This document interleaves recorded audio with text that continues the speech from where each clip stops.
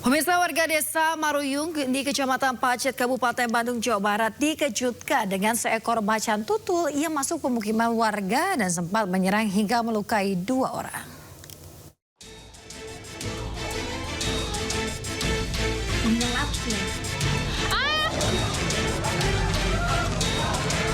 Warga desa Maruyung, Kecamatan Pacet, Kabupaten Bandung, Jawa Barat digegerkan dengan adanya macan tutul yang turun dari habitatnya dan berkeliaran ke permukiman warga.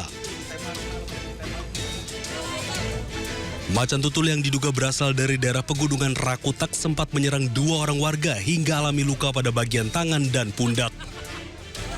Warga dengan alat seadanya berupaya menangkap macan tutul hingga berhasil diamankan sementara di Mako Polsek Pacet. Posisinya lagi ada di halaman warga, kejepit dalam ruangan. Pas menangkap, loncat, saya kejar, langsung dia masuk ke lorong antara tembok dan besi. Nah, saya sendiri langsung loncat, ngambil alat, ternyata ada besi, langsung diborong kuncinya.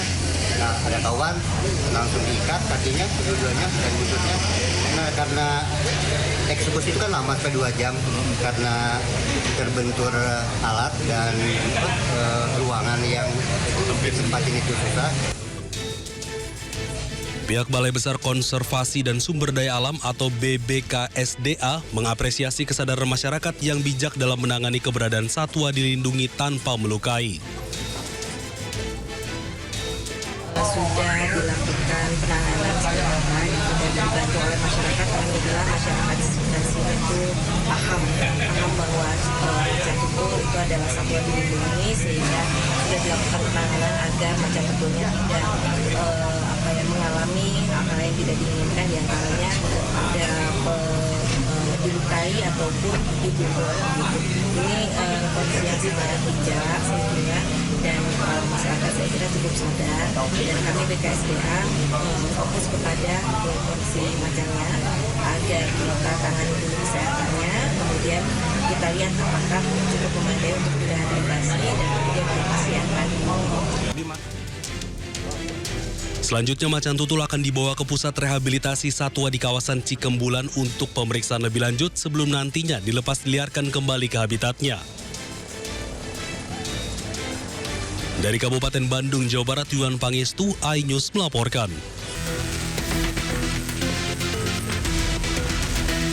Jelang bulan suci Ramadan, aparat gabungan merazia kamar indekos yang berada di Ciputat Timur, Tangerang Selatan, Banten.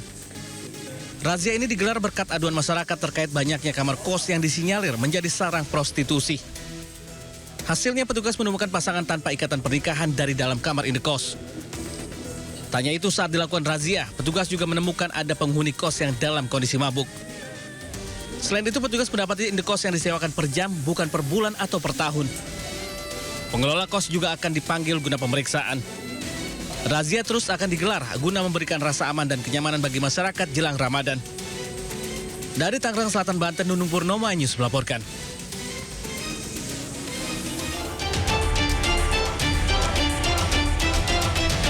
Sempat viral di media sosial pesta waria yang menggelar kontes di tempat hiburan malam di Pekanbaru Riau. Pasca peristiwa itu, Pemkot Pekanbaru mengambil langkah tegas untuk sementara menghentikan operasional tempat hiburan malam tersebut.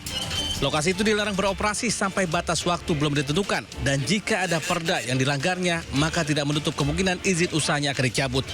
Sementara aparat Polresta Pekanbaru masih melakukan penyelidikan dengan memeriksa saksi dari pihak manajemen tempat hiburan malam dan orang-orang yang terlibat dalam kontes waria. Dari Pekanbaru Riau, Indra Yoserizal, iNews melaporkan. Pemirsa, saatnya kita simak pantauan arus lalu lintas. Kami telah terhubung dengan Brigadir Treslinda dari NTMC Polri yang kini berada di kawasan Tamrin, Jakarta Pusat. Baik, selamat pagi Brigadir Treslinda. Bagaimana pantauan lalu lintas dari tempat Anda melaporkan? Silakan.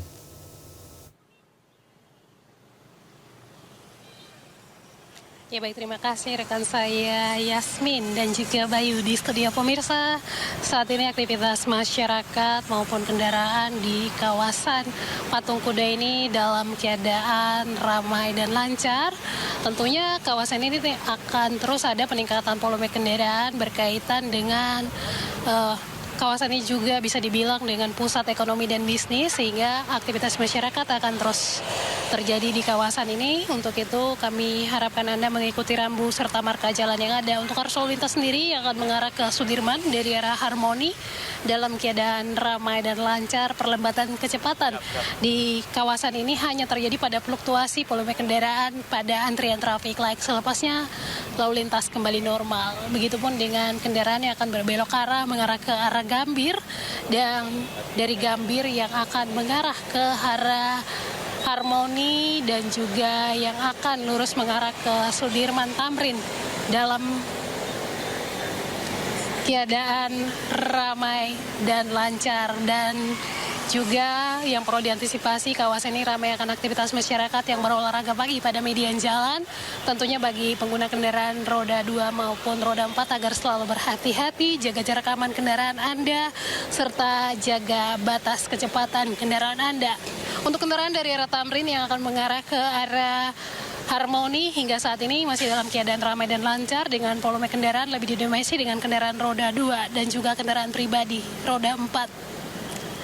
Dan kami juga menginformasikan kepada pemirsa di rumah bahwa ada kunjungan dari Perdana Menteri Australia. Tentunya sepanjang perjalanan di jalur utama akan dilaksanakan rekayasa lalu lintas yang bersifat situasional, di mana yaitu yang beberapa ruas jalan protokol akan dilintasi rangkaian kebesaran tamu negara adalah Jalan Halim Perdana Kusuma, Jalan MT Haryono, Jalan Rusuna Said, dan juga Jalan Profesor Supomo.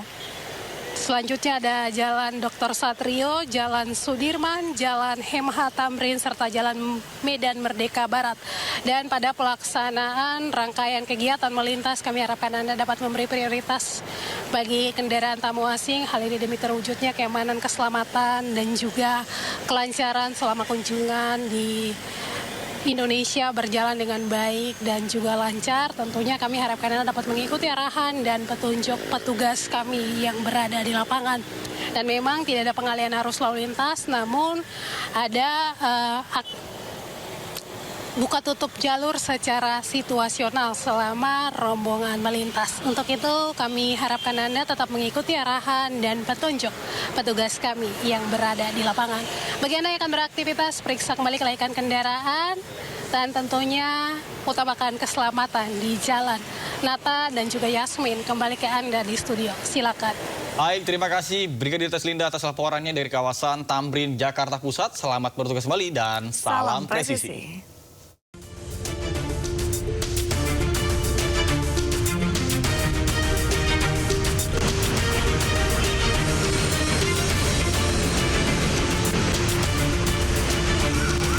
Pemirsa, Menteri Keuangan Purbaya Yudi Sadewa menyidak salah satu perusahaan baja asal Cina.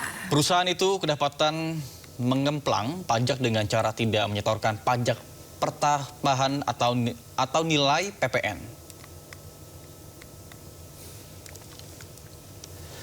Setibanya di salah satu perusahaan industri baja di Kabupaten Tangerang, Banten, Menteri Keuangan Purbaya bersama dengan Dirjen Pajak Bimo Wijayanto langsung mengecek area pabrik baja yang ditenggarai menggemplang pajak.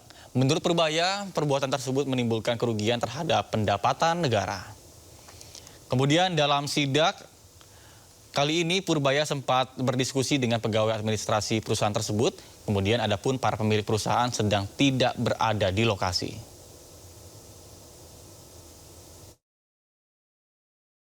Beberapa puluh nama perusahaan, mungkin sekitar 30-40 yang melakukan praktek seperti ini, yang mereka menjual langsung ke klien tanpa PPN. Mereka bilang cash base. Saya rugi banyak di mana PPN-nya jadi berkurang. Yang kedua adalah income perusahaan itu juga kan ditekan ke bawah. Jadi dari income tax juga saya rugi.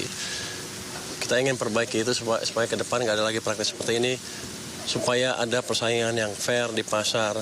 Kalau perusahaan melakukan ini kan harganya lebih murah dibanding perusahaan yang betul-betul menjalankan usahanya sesuai dengan peraturan. Itu nggak fair, seolah kita menghukum orang yang baik. Jadi ini salah satu tindakan yang memberikan sinyal ke para pemain itu, jangan melakukan hal seperti ini lagi. Mereka klaim zaman kemarin-kemarin katanya pejabat Indonesia bisa disogok supaya mereka bisa lancar menjalankan bisnisnya. Sekarang saya buktikan kita tidak bisa disogok. Kalau main-main ya kita hajar terus. Tapi tadi kalau pegawai-pegawai sih baik-baik, katanya ingin memperbaiki bersama. Saya pikir itu langkah terbaik, semuanya memperbaiki praktek bisnis bersama-sama ke depan.